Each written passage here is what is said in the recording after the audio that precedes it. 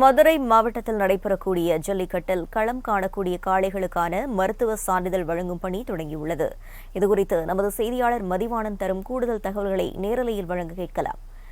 வணக்கம் மதிவாணன், காளைகளுக்கு என்னென்ன விதமான அடிப்படை வசதிகள் வேண்டுமென கூறப்படுகிறது? அது குறித்த முழு விவரங்கள் பதிவு பண்ணலாம். வணக்கம் பிரவீனா. தமிழர்களுடைய வீர விளையாட்டு மட்டுமின்றி தமிழர்களுடைய கலாச்சாரம் என்று அழைக்கப்படக்கூடிய இந்த ஜல்லிக்கட்டு விளையாட்டு போட்டியானது வருகிற 15, 16, 17 ஆகிய 3 தினங்களில் நடைபெறுகிறது. முதலாவது தை முதலாம் நாள் மதுரை மாவட்டம் அவனியாபுரத்திலும், 2ஆம் நாள் பாலமேடு, 3ஆம் நாள் அலங்காநல்லூர் உள்ளிட்ட 3 ஜல்லிக்கட்டு போட்டியானது நடைபெற இருக்கிறது. இதனையடுத்து ஜல்லிக்கட்டினுடைய மாடுபிடி வீரர்களாக இருக்கட்டும், அதே போல காளையினுடைய உரிமையாளர்களாக இருக்கட்டும் இந்த அனுமதியில் இருந்து கொண்டிருக்கின்றனர். அதே சமயம் ஜல்லிக்கட்டு போட்டிகள் என்று சொன்னாலே பல்வேறு விதிமுறைகள் என்பதும் பின்தொடரும். அதனுடைய அடிப்படையில் நாம் பார்த்தால் ஜல்லிக்கட்டு போட்டிகளில் கலந்து கொள்ளும் காளைகளுக்கான மருத்துவ பரிசோதனை என்பது இன்று தொடங்கி இருக்கிறது.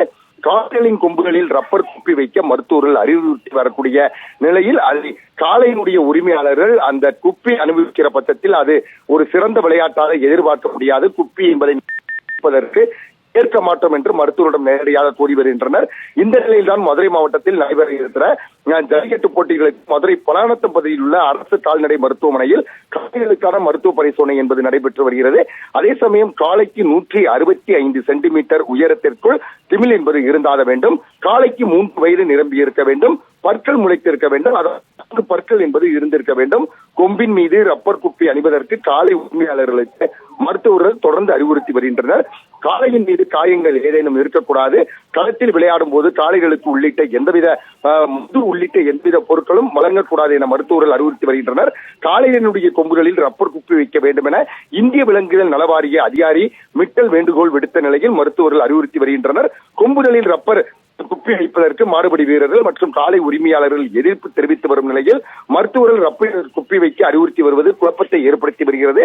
அதே சமயம் காளைகளின் கொம்புகளில் வைப்பதற்கான ரப்பர் குப்பிகள் போதிய அளவில் இல்லாத நிலையில் குப்பியின் விலையும் ஒரு குப்பி கிட்டத்தட்ட 6000 ரூபாய் வரை செலவாகும் என்ற நிலை இருந்து வருகிறது.